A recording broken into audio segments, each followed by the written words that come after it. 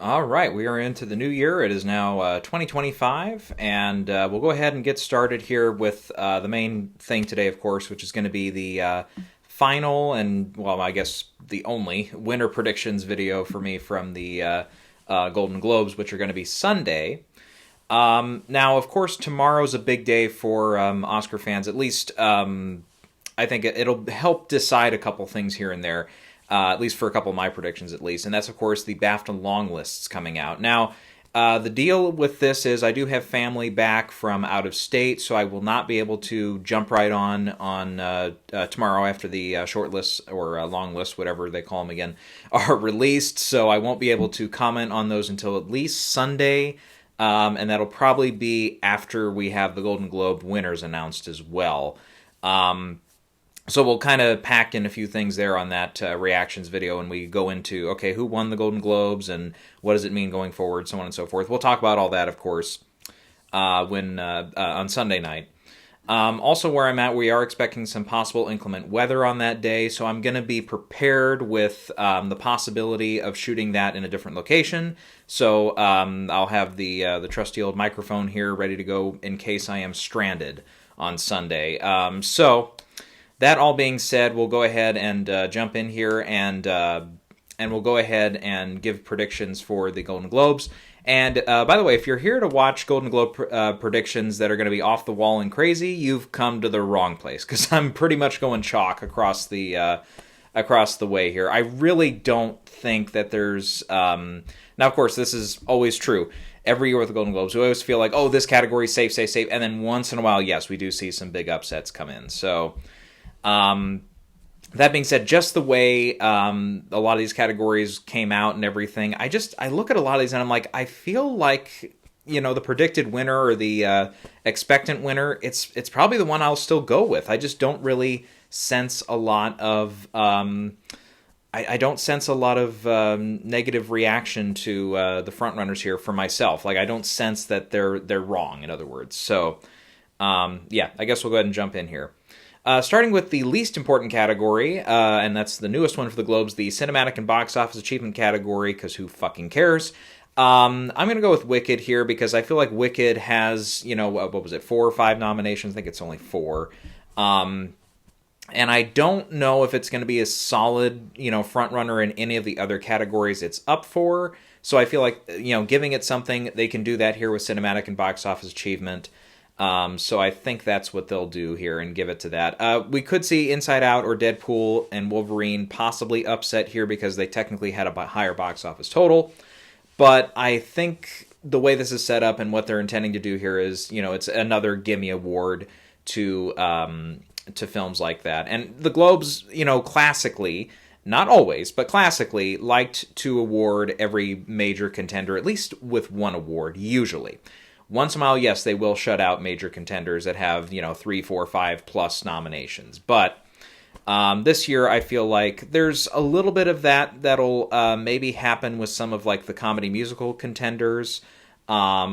I think a couple of the drama contenders, well, obviously we know that Nickel Boys and September 5 are only up for film drama, so they're probably not going to win, so they'll probably get shut out. But when you're only up for one award, then it's kind of hard to not be shut out if you don't win. I mean, mathematically, that's true. Anyhow, so that's my feeling on that. We'll go with the 2 music categories here. For Best Original Song, I like El Mal here to win. I know some people like Kiss the Sky. Some people even like Mi Camino possibly winning here. But I don't know. I think El Mal, it's the one that seems to have a little bit of the momentum going into the awards season. I don't sense that it's going to falter along the way. Wild Robot, I think, will have a different category to recognize.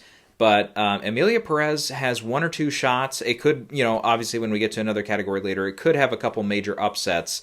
Yeah, there's at least 1 or 2 categories I think that they'll want to give to Emilia Perez since it is the most nominated film. And this one with 2 nominees in the category, I think it probably will be El Mal.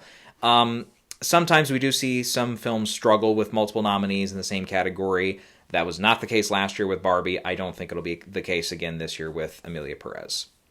For Best Original Score, Conclave is my pick. Again, seems to have the momentum right now going into the full award season here with some of the guilds yet to announce and everything. Again, some people do like the Brutalist here. Even some people in an upset really like the Wild Robot to win here. But I feel like Conclave, especially if it misses on a couple of the bigger categories, which it probably might, that one otherwise goes home empty-handed. So I think they want to probably give it at least one award. So I think this is a place to award it. For the 2 feature categories, we'll start with animated feature. That, I think, is Wild Robot. I think that one's easily going to that one. I think they like to try to predict the Oscars sometimes, too, with these wins.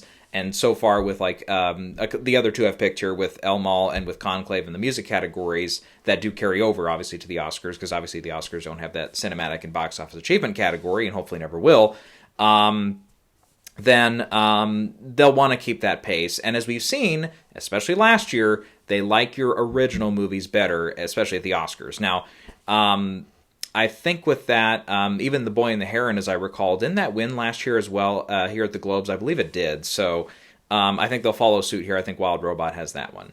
For the best international film or non-English language film, I think Emilia Perez has the best shot, but... yeah, I don't sense that they're going to go against the strain here. I don't think, even though, yes, All We Imagine Is Light did get that surprise director nomination, I don't think there's enough love amongst the whole Hollywood Foreign Press branch here that they're going to give it this major category as well, because this is easily a spot to give Emilia Perez a major award. So, yeah, I think this is Emilia Perez's to lose.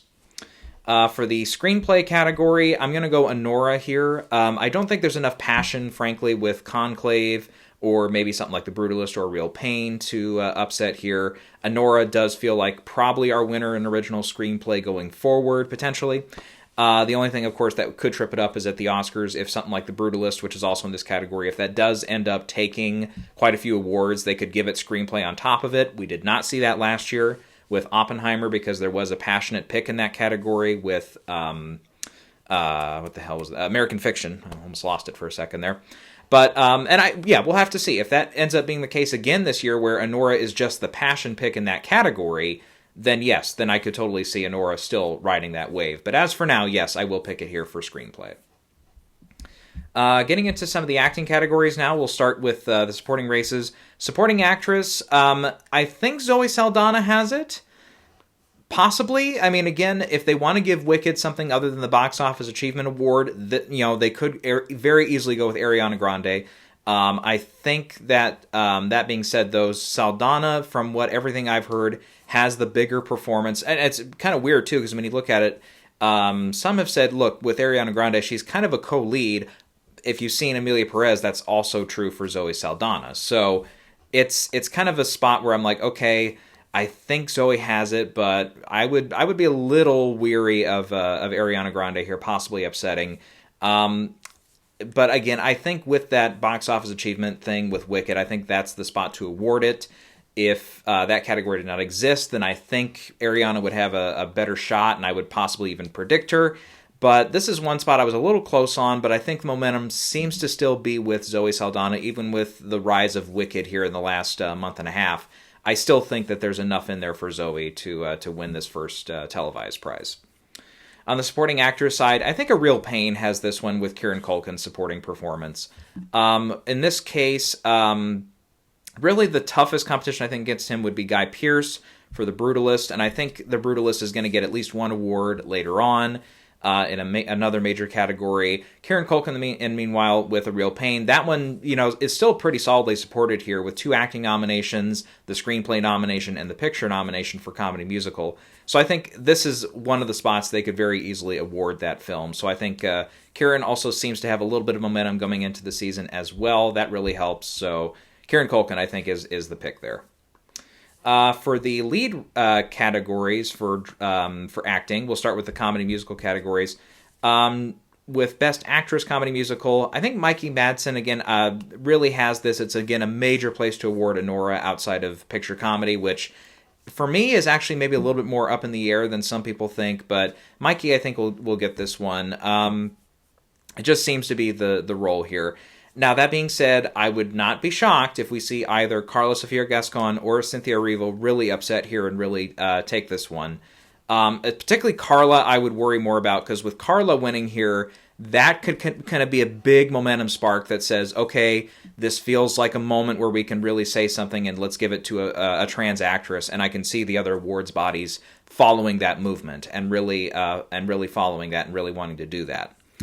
That being said, I would also say with Cynthia Erivo, if she were to win, that would really help at this point solidify her candidacy. And again, I'm saying that right now. If she's not on the BAFTA shortlist tomorrow for Best Actress, that's not a great sign for that move, or for her particular performance to get nominated, because let's not forget, even though yes, the Globes, are a fun show and they're early and stuff, and they can sometimes help you along the way, the BAFTA votership crossover is significant at the Oscars. Not one Hollywood Foreign Press Association voter is also an Oscar voter. So Cynthia winning it here on Sunday, it might seem like it's really going to help, but really at that point it could be moot if the BAFTA long list voters just don't put her on. That being said, I'm not saying she's not going to make the list, because it is 15 actresses that make the lead actress list, and then 15 for all the other ones. If it's not 15, it's 20. I forget, but it's usually a pretty fair list to make. And since Wicked, yes, it's not as big international as it is here in the States, I still think with her being a past nominee at a few of these other award shows, not at BAFTA, but a few of these other award shows, I think she'll be able to at least crack that 15 list for Best Actress. If she misses there, though, that really does concern me a lot, though. But Mikey, I think, Mikey will not have any problem at BAFTA, and I think here at the Globes, I think she'll be fine as well. For comedy actor, musical comedy, I think this one is Jesse Eisenberg for Real Pain as well. He feels like the one of these six that probably has one of the better shots to get nominated at the Oscars. Sebastian Stan, I think he might hang around a little bit for A Different Man, but I don't know. At this rate, since he's inarguably the lead actor in both that film and The Apprentice, that could really cancel himself out, and he could end up with no nomination. Plus, it's already feeling like, okay, you've probably got in that category at the Oscars, you got Ralph Fiennes, you got Adrian Brody, you got Timothée Chalamet, Coleman Domingo seems pretty solid. That only leaves one slot, so it's like Daniel Craig is in there. You've got Jesse Eisenberg potentially in there. And then, technically, I mean, he is nominated here as well at the Globes, but Hugh Grant, he also got that Critics' Choice nomination. Not to say that he's going to keep going, but I wouldn't be shocked, actually, if he's on the short list here for BAFTA tomorrow, too, for Best Actor, again, since they have so many slots open. And being British helps you there, too. I don't know if that's necessarily going to happen. I wouldn't, bet the farm that he's going to be on the short list, but if he makes it, it's like, okay, makes sense. So his candidacy, I think, could possibly continue. I don't think he'll get in at SAG next week, though. SAG feels pretty far afield for him to get in there. So it's the point is, I do think Jesse stands the better shot here to win. His movie is also up for Best Comedy Musical Motion Picture, which when you look at the rest of the field, Saturday Night, Gabriel LaBelle, he's not up. A Different Man, that didn't make it for picture. Hitman, didn't make it for picture. Kinds of Kindness and Heretic both missed for Best Comedy Musical Motion Picture. So that also, I think, is a big key, that it's probably going to be Jesse Eisenberg. To the drama side, Best Actress Drama, I think, goes to Angelina Jolie for Maria. Both her and Nicole Kidman, I think, are the two most likely of this list of six to get in at the Oscars. If Pam Anderson can really come back and get a nomination at SAG, that would help. And if somehow she could make the short list for BAFTA, that really keeps her alive as well. Fernando Torres maybe has an outside shot at getting the Oscar nomination as well, getting that weird fifth slot, possibly. But I don't know. At the moment, I feel like you've got Carla Sofia Gascon, you've got Mikey Madison, probably you got Angelina Jolie. You got three slots probably solidified there in Best Actress. I think Nicole Kidman missing the Critics' Choice. I think she will get in at SAG. BAFTA is a close call with six nominees there. I could see her being among the six, though. It is, with Baby Girl, it is the only expectant nominee from that film, though. It's not really vying in any other category, so that's where I really worry for her, though. And I've got her on my list right now for Best Actress still, but once I see the BAFTA long list, I might reconsider. I might throw in a couple other competitors there. So, yeah. Anyways, but for the Globes here, yeah, I think Angelina Jolie, she kind of does feel like a little bit of that Hollywood royalty as well, being previous Oscar winner, being a previous Globe winner as well. I just feel like it's that kind of performance also that the Globes will like, being playing a pretty famous opera singer as well. So yeah. Then for Best Actor Drama, this is where I'm actually going a little against the grain because Adrian Brody is the odds-on favorite. I'm actually going to go Ralph Fiennes here for Conclave, and here's the reason. Number one, with Adrian Brody, I was originally going to pick him because he has a big IOU from a lot of these award shows. When he won for The Pianist, he lost BAFTA, he lost the Globe, he lost SAG, Critics' Choice didn't even nominate him. So, and I forgot to look it up. Critics' Choice was around back then. I'm pretty sure they were.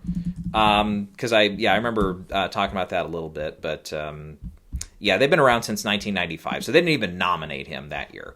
So, in a classic Globes thing, I would say that IOU factor is huge. He's in a movie that's seemingly in front to win for Best Film Drama and everything. So I'm like, he seems like the odds-on favorite, and I could easily see him still winning at SAG. I could see him winning at BAFTA and everything. Possibly. We'll see. Ralph Fiennes could have some things to say about that, though, with his Conclave performance. But I looked at it again. I'm like, I don't know, though. We've had a big turnover here at the Globes since a lot of those days. So I don't know if that same Globes voting body is necessarily aware of that. And let's not forget this, The Pianist and everything. That was a film that was from over 20 years ago.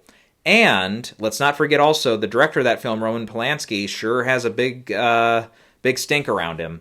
So I don't necessarily think that these voters are, very cognizant of that. So that was one of my big factors for keeping him out of the win here. He could still win. He could still very easily win. And you know who actually does have a shot too here is Timothée Chalamet for A Complete Unknown. All three of these actors, their movies are up for Best Picture Drama. You can't say that about the other three in this category.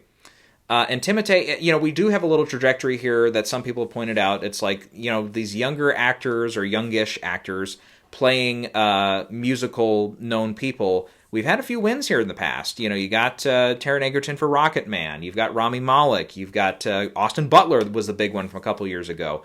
The big thing, though, I remember with that one with Austin Butler winning for Elvis. Elvis was up for picture drama. The Whale, as I recall, was not for Brendan Fraser. Plus, there was the whole thing about Brendan Fraser and his comments about one of the previous HFPA leaders who he had accusations against for sexual harassment and stuff. So there's a little bit of an explanation for that as well. Complete Unknown, though, again, I think he's in contention for sure. And, especially with that Austin Butler example, they do prove, okay, sometimes you do go with youth before you go with age when it comes to some of these winners in this category. So let's not totally discard him either. That being said, then you have Ralph Fiennes, who is, legend. He's in Conclave. It's a big spot to award Conclave. Conclave has a boatload of nominations here. Even though it didn't get in for Stanley Tucci, it got everything else that we were expecting. It got the score nominations, screenplay, supporting actress. It got director. Obviously, it got Ralph Fiennes, and it got picture. So it's got 6 major nominations here. The Brutalist, I think, again, there's another spot to award that movie. Yes, Conclave could get awarded with its score only, but I'll tell you what, I think I like Ralph Fiennes' chances. I like his chances here to be a minor upset and take this prize. Then, speaking of the director category, we'll go there next. Brady Corbett's my pick here. I feel okay with this. He feels like he's got some momentum again coming into this award season.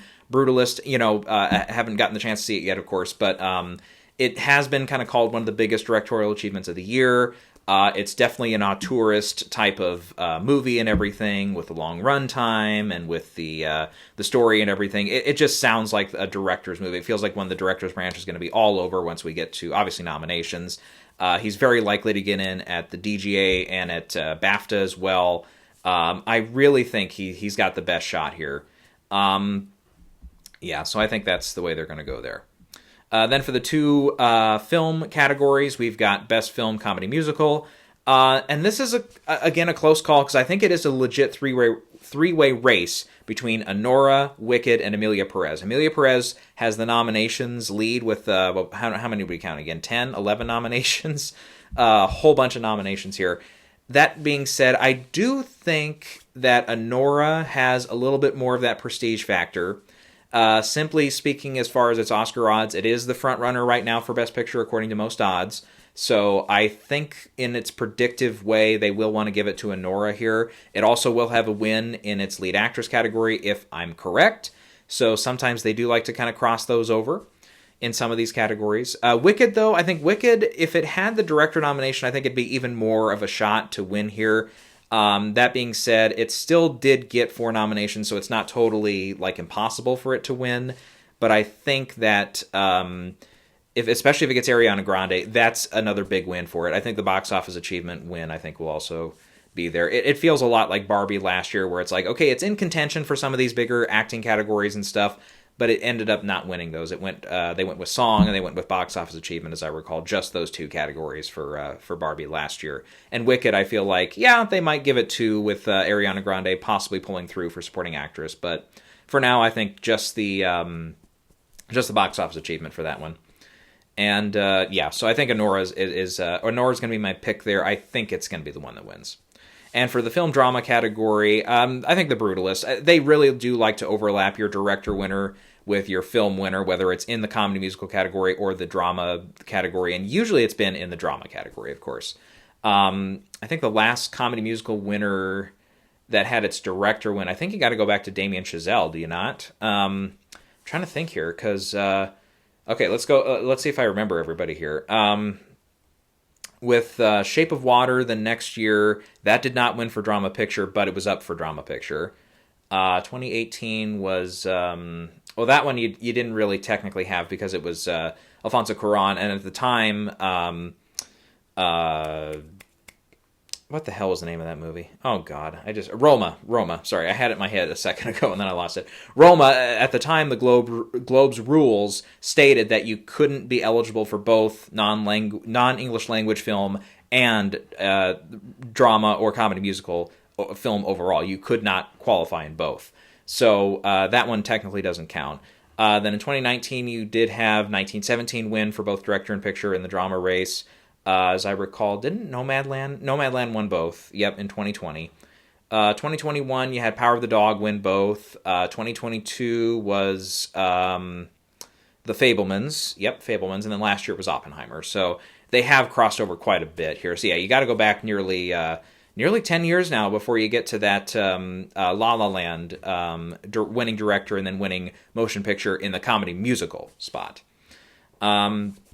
Otherwise, I don't really know if any other of the films there have a lot of steam in that category. Conclave could pull it off for drama film, but again, if I'm right with the Ray Fiennes saying that's a major place to award it and it will win score. Dune Part 2 doesn't have a lot of other support, so I don't see that one pulling through. Complete Unknown, I don't see it pulling a Bohemian Rhapsody and winning drama actor and drama film. It doesn't have a lot of other support. Actually, neither did Bohemian Rhapsody, now that we think about it. But I don't know. It is a recent film, too. I don't know if that's necessarily, going to be enough for the Globes voters to do that again.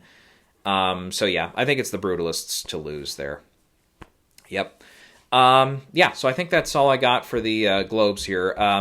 As for the show itself, we'll see how they do on Sunday. I think it'll be an interesting show and everything. I forget who's hosting it. It was someone who a lot of people like. I forget. Was it? Wasn't it one of the? It was the comedian Nikki Glasser, I think, or something like that. One of them. She did a thing. If it's the same one I'm thinking of, it's the one that did the Tom Brady roast that everyone loved. But that's from almost a year ago now, so I forget who it was. But anyways. What was I going to say? Oh, yes. The other major thing, though, while I got your attention here, I did get a chance to see a movie on Tuesday. The way the showtimes worked out, I was going to try to prioritize Wicked because I hadn't gotten to Wicked yet. And I do realize, yes, it is now on digital and stuff, so I could watch it any time. But that being said, I was like, I really do want to try to watch that one in the theater if I can get a shot at it. But in this case, though, I looked at it, and the way the showtimes worked out, the only one I could see at the time that worked out was Nosferatu, or Nosferatu, I think is the proper German pronunciation, is Nosferatu.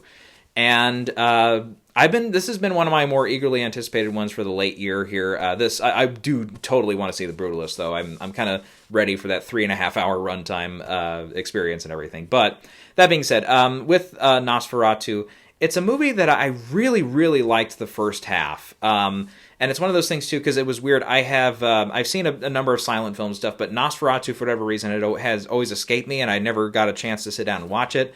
So I kind of prioritized it and did watch it. One of the quicker real versions of it, or whatever. One of the ones that's projected at a higher rate, or higher speed, I should say.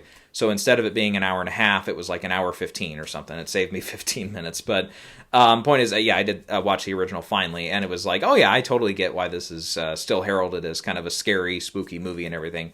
And this new Nosferatu, I think, aside from a couple jump scares here and there, it obviously doesn't have that same effect.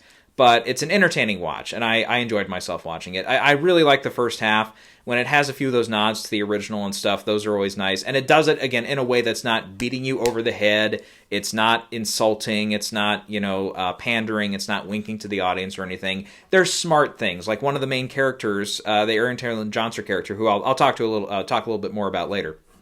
But like his character is named Friedrich, which is the initial F that F.W. Murnau, the original film's director, was named. So as soon as I heard his name was Friedrich, I'm like, huh. And then I looked it up later, and it was true, and stuff like that. So there's little nods like that. There's little specific lines of dialogue that come back from the original that are really nice to be in there. Even the lead actress, Lily Rose Depp, a couple times she kind of contorts her face. She almost looks spot on like the original actress who played that same role over 100 years ago. It was kind of that was kind of scary. That was one of the scariest parts of the movie for me, frankly. But no, again, there were a couple jump scare moments that kind of got me. There's one that happens later in the movie that the staging, it's so obviously set up that something is going to happen. That one did not get me at all. But there's a couple in there though that are decent. There's one toward the very top of the film that I should have seen coming because it's in all the trailers, but for whatever reason I forgot about it. Let's see. Otherwise, as far as the stuff I really liked about it, the first thing, I mean, everybody has probably talked about this to death already, but the first thing that really sticks out, this is one of the most beautifully shot movies of the year. It's almost a no-doubter now. I think this thing's getting in. I put it in, actually, after having seen it, I put it into 3 different categories now for the Oscars. Cinematography being the first one. And it is from a previous nominee, and the cinematographer's branch is very incestual in that way. They really, really like to renominate past nominees. They'll allow maybe 1, maybe 2 new nominees each year, but after that it's a very selective kind of, if you've been in the club before, we'll let you back in the club again type of branch. So this is a previous nominee. It's the same cinematographer that worked on Eggers' The Lighthouse, so I can totally see that nomination coming through. And it is beautifully shot. In particular, there's one shot, it's in some of the promotions I've seen now, where it's the Nicholas Hoult character kind of walking down this road, at night and stuff, and it is so beautiful looking. But that being said, it's also a nicely shot film, also in its use of shadows, of course, and all that. And some of the stuff with Orlok, when they finally get to his reveal, they still savor it. It's not in the trailers, which I think was a genius move for marketing, and is definitely proof that, yes, this mood of marketing and mode of marketing can improve your box office total. Because who's to say that the reason this Nosferatu film hasn't taken off the box office is not also due to the fact that the marketing was so damn good for this, not revealing the look of Orlok, and a couple other things. So, hats off to Focus Features and Eggers and everyone involved on the marketing side for that, because that's definitely, I think, part of the reason why this is so successful so far. Let's see, what else was I going to say? Everything with that was great.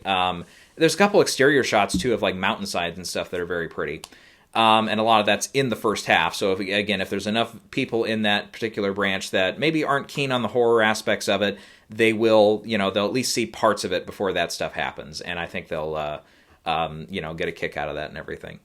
But there's also a few long takes in the movie where the camera kind of follows around for a while. So it's got a little bit of everything that those classic cinematography nominees typically have. The only other thing it doesn't have is some black and white, but it's surprisingly there's no black and white footage in the film. Not that I recall, at least. Otherwise, yeah, the look and the design of the film and everything. I mean, even down to like Orlok's wine glasses. There's so much thought put into the design of this movie. I had to put it in for that as well. So production design is also a nominee. I put it in for costume design as well. I didn't quite have room for it in the makeup category. I've got my 5 in there I'm really solid on, so I couldn't find room for it. But the makeup and stuff, especially Orlok, which I won't talk about what he looks like, because again, that's not in the trailer, so that would be considered a minor spoiler. But it's stupid, because again, here we are, just like a week after the film has come out, and already, again, I'm seeing some articles here and there on like IMDb that highlight, what's behind blank with Count Orlok. And it's like, that's kind of a spoiler because, and maybe it's a little bit of a bitchy thing because it's like, who cares? But for some people, but it's like, I don't know. Personally, if you're talking about stuff so soon after the movie's out that's not, straightforward in the trailers, don't headline your articles with it. We did the same shit with Deadpool and Wolverine here a couple months ago, and we did it, 5-6 years ago now with Avengers Endgame. Stop doing that, please. Please, journalists, stop fucking doing that. But anyways, this one, it's not as big a deal, I don't think. But it's like, if I had not seen the movie, I would have been a little disappointed with the article headlining a couple of the major factors with Orlok that reveal, some qualities of what he looks like and stuff. So that being said, there were a couple things that bugged me about him, though. In particular, I didn't care for the voice. It's got, because that has been revealed in some clips, so he's got that very Russian, Austrian type voice, and it's kind of deep like this and stuff. It's like, came off a little cliche. Like, I get, and what I like about it too, without giving it away, there are some nods to Orlok's appearance that actually are a nod to the original Bram Stoker depiction of Dracula, which is, those that maybe are more familiar with that, maybe if you haven't seen it, sorry, but that might be a slight giveaway.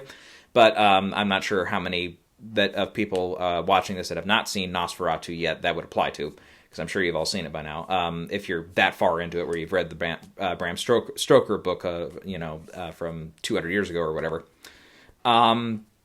and everything. And I like that they also want to give Dracula, or Orlok in this case, a little bit of a different look, a little bit of a different style and stuff. So I appreciated that. The voice was just a choice that I just didn't quite care for.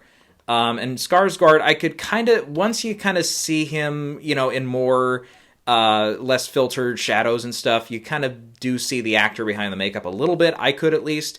Then again, I've heard some people talk about the movie and say they didn't recognize him at all. So that's kind of a up to the viewer thing.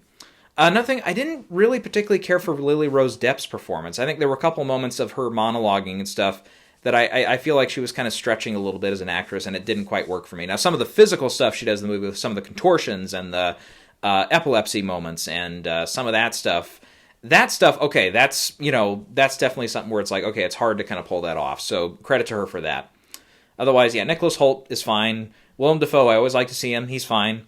Who else? Aaron Taylor Johnson, though. He's not in very much the marketing. His character was actually very interesting, and it's kind of a take on a different character that was a very minor one in the original Nosferatu, but he's a more well-known character in the Dracula books.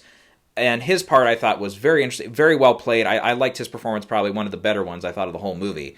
And he's not in the marketing hardly at all. So I was like, oh yeah, he's in this. Because he's not in the trailers. Once he popped up, I'm like, oh yeah, Aaron Taylor Johnson. And he's great in it. I thought he was actually really, really great.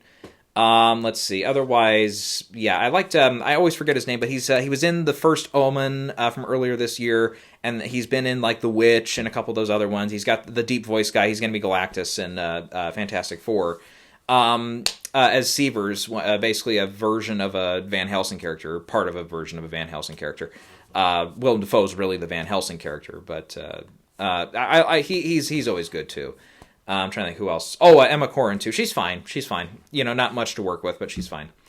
I think that hit most of the cast, yeah. So overall, I thought when the first half was coming on, and even though it's stuff, because I'm familiar enough with the Dracula story, having seen a few other interpretations of it, when this scene's coming, when this is coming. Even then, I was still entertained by that. I just felt like the back half of the movie, once once that kind of gets going, and once the Nicholas Hoult character kind of comes back into the picture again, because he's kind of out of it for a little bit, I did feel a little bit like it started to drag a little bit. It kind of picked up once the movie kind of veered off and it strayed away from stuff even from the original Nosferatu, and that was the stuff, again, I liked. I liked some of the original stuff from this movie. Other stuff I maybe didn't particularly care for, like the voice, again, of Count Orlok, I was a little distracted by, but not necessarily a choice I would have made, but you know what? To each his own. At least they did something different. And yeah, some of the motivational stuff for him, which comes into play in the third act and stuff, I thought, okay, now we're getting interesting again. And I did like the ending. It's one of those kind of endings that I can see some people really complaining about and not being happy with and not enjoying. But I think the way the movie's set up and how it kind of progresses, it made sense. And I thought it was a solid enough ending for the movie. Yeah, and I think, yes, again, some of the character decisions and stuff, I feel like there weren't too many, like, out-of-character moments once we got to that third act as well. I thought it was a pretty solid conclusion there. I just thought parts of the second act were a little draggy for me. Some of Willem Dafoe's introductory stuff kind of dragged a little bit as well. And some of his stuff with Lily Rose Depp, which is hinted at in the trailers, kind of was more of a nod to, like, The Exorcist and stuff. But, and again, I get they're trying to do something different, but those scenes didn't particularly enthrall me, and they're not like super long or anything, but it was just felt a little draggy here and there. I don't think this movie quite needed to be 2.25 hours. I think it would have been fine at 2 hours flat. Probably would have been even better at 1:50, but I'm kind of splitting hairs here. I think the vision that Eggers has here and stuff, clearly, he's making the movie he wants to make and stuff, so good for him on that. But let's see, where'd I land on this? I think I think some of my stuff is nitpicky enough that it doesn't, totally hamper it. So I'm probably a 9 out of 10, a solid 9 out of 10. Not necessarily like one of my like absolute favorites of the year, like not probably like a top 5 movie of the year for me, but we'll see where it ends up.